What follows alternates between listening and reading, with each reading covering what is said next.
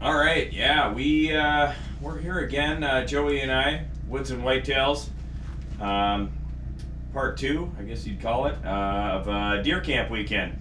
We went out today and walked quite a bit, and did some ice fishing, and we can share that here. But yeah, we figured we'd film kind of at the end of the weekend. We might do a little scouting tomorrow, but we did a lot today.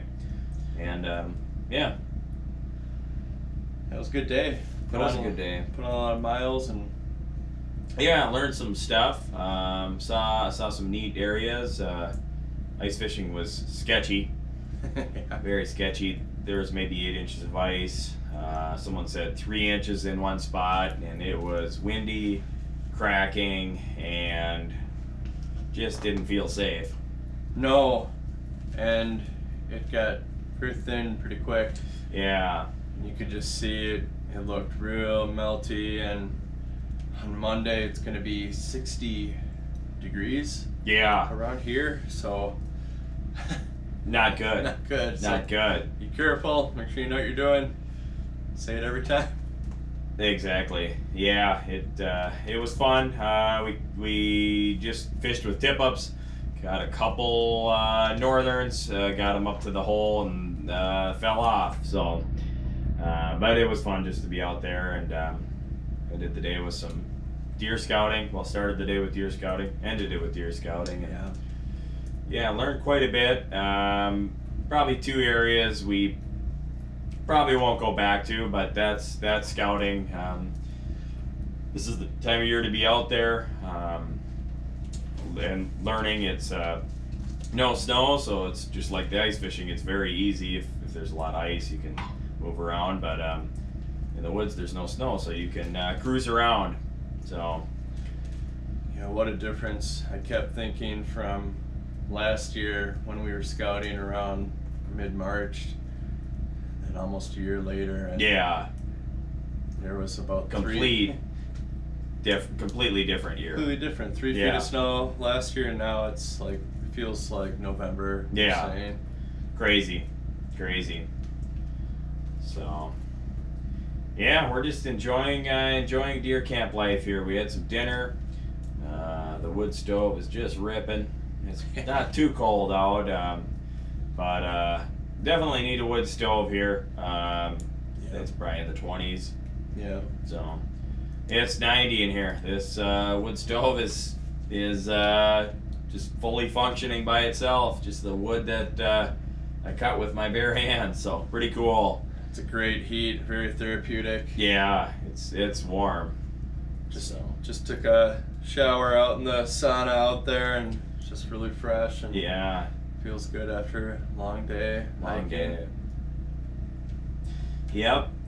Yeah. So were we gonna? Did we want to share a quick story? I think so. Yeah. That'd be cool. Who wants to start? I could start. Sure. Yeah, I'll share about my first archery experience fairly quickly. I think both of us will do that, right? Yeah. Yeah, we'll both share our first successful archery kill. Yeah, and they're not that long ago, you know, thinking No. back on it, you think it feels like ages back, and it really wasn't. It was just No. a few years, so it's kind of cool to think, you always got to reflect and see how far you've come. You can add that. Once again, he's the Hollywood star. He's got that all on film, so we can add that in. He's more skilled than I am. So this was 2019.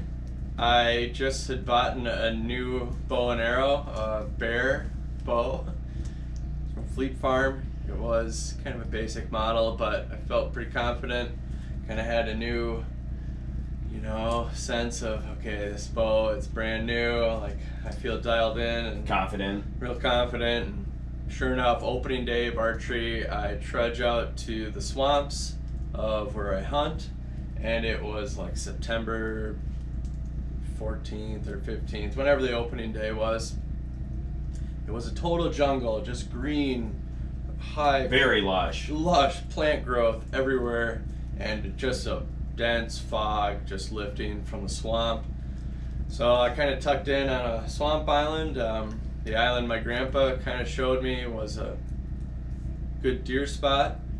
And sure enough, about 7 a.m., 7:30, two does come walking through, and they slowly approach the island. And the lead doe steps in, and I am kind of drawn back and ready, and I just felt real accurate about 7-8 yards, and let one fly, and it was a double lung shot. The doe went about 40-50 yards. Wow. And kind of fell over. So awesome. That was it, my first archery deer. Wow. And I was able to take it to, I loaded it up on the back of my 1998 Honda Accord on the trunk. And That was unreal. drove, I love that. Yeah, drove to my friend Cody's house, and him and his dad helped me butcher it up. And Wow. it filled my main archery tag, and I was just very proud to have successfully That's a trophy. archery hunted. So. Yeah. Yeah, anyone that gets wrapped up in trophies, I mean, that's fun and all, but there's a lot more to trophies. That's what I would say. Absolutely. That's not the reason I'm doing all this. People might think that, but it's for so many reasons. Yeah. Big bucks are fun and nice, but there's so much more to it. Yeah, and to kind of add to that, I'm kind of flipping through the newest edition of the Big Game Records book of Minnesota. I bring it up a lot. Yeah. And I don't neat. It's really neat. I don't like to look at it for, it's not about the Inches. trophies, the inches. It's really cool to kind of look at the data and the history of some of the counties around the state, and it kind of talks a lot about, shows you the history and talks about sheds, typical, non-typical, bear, moose, lots of data. So it's always interesting. Our state, we just talked about it when we came to camp here. It's very unique how there's about 4 states in the United States that this is a thing. This tradition camp. That's not a thing in Hawaii, Florida. It's just a very unique thing, and that's one thing our state of Minnesota does. It just has this book. I don't know if any other states have anything like that. I know there's Boone and Crockett. That's national, but it's pretty cool. It is cool. It's definitely some part of the Midwest, and it's something that people should keep going, keep it going. A lot of fun. Absolutely. So, yeah, I could throw in my first archery hunt, I guess. I tried when I was maybe 17. Young and just no mentor really. Hunting rifle stands basically with my bow, very cheap bow. And what kind was it? A Browning Rage. I'm left-handed, so very hard to find bows. That's right. That was the only one at Gander Mountain, I believe. And it was like maybe $150. Wow. So, and day one of the season, maybe not day one of the season, it might have been the opener. I can't remember. I mean, it was a long time ago, that first initial trying bow hunting, but I'm pretty sure I had a suicidal buck come right up to me. Any avid bow hunter would have just crushed this thing from me to Joey away, and I had no idea what I was doing. I just was shaking, crazy, missed. It happens. Yeah, that day earlier, that was kind of a weird day. And great horned owl fly up in my tree and kind of like almost trying to take my hat off. It was weird, but yeah, I missed that buck, and I ended up shooting that buck in the rifle season that year, which was kind of a cool swing, fork buck. But yeah, so then fast forward, I kind of put it aside, and I kind of gambled with it a little bit, and it just was like, this is just, I just couldn't figure it out. Like I didn't get it at all. Not that I figured it out now, but I just didn't get it at all. And it took me a while, and I did a lot of research and started scouting, and I was determined in maybe 2021, that is the year things took a hard turn, and went to a piece of public land, maybe nearing, it was pre-rut time, and kind of found where the deer had been traveling along a beaver swamp, and one of my secrets during the rut is a doe and estrus can, and I had seen some deer. It looked to me a buck. They were a ways off. I didn't have my binoculars that morning. Maybe 300 yards. Thick stuff. Pretty far. And I could kind of tell maybe it was a buck chasing a doe. Kind of that early action. And so I was like, well, maybe I'll just play my doe and estrus can here and see what happens. And I played that maybe a couple different times, and sure enough, here comes this buck out of the swamp, beelining it for me. I couldn't believe it. There I am sitting, not my Browning Rage bow, but a bow that year that I was going to be super confident with. I bought a Mission Rage, and yeah, he came to 20 yards and stopped broadside, and it clicked in my head like, well, this is the time I shoot him.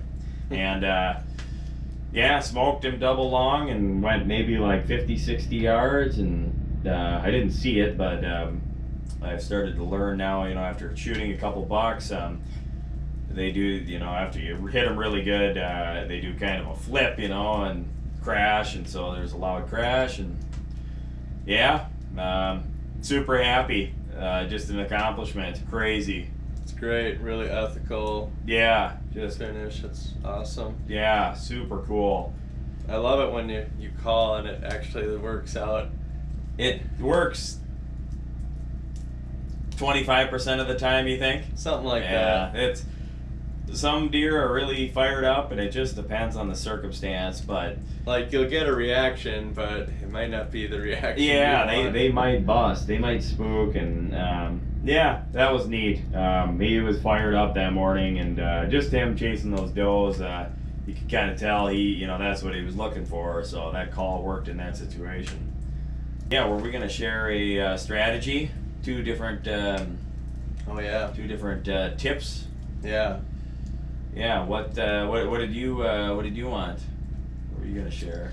Yeah, for strategy for bow hunters out there, something that's really important for your practice is just to try and set your stand up or your saddle, or even if you can't, maybe set up a ladder. Just try and get up high and just get in the habit of shooting kind of at an angle, and think about a deer's anatomy. Just type online deer anatomy chart and like I was saying before, those 3D targets.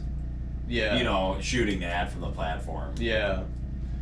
And when you look at, the anatomy and think about it from an angle, where your arrow's going, it's not going to be straight on.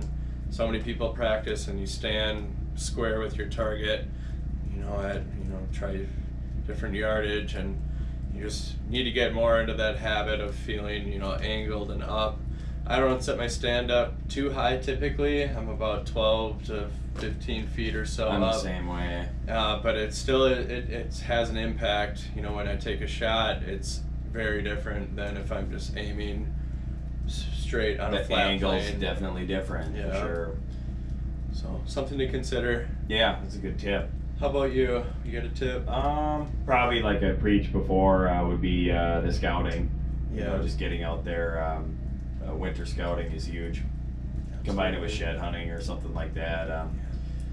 And yeah, it's a lot of fun. I just love being in the woods. Seeing animals, and so it really works out well for me. Other people might have different motivations, so it might be kind of hard.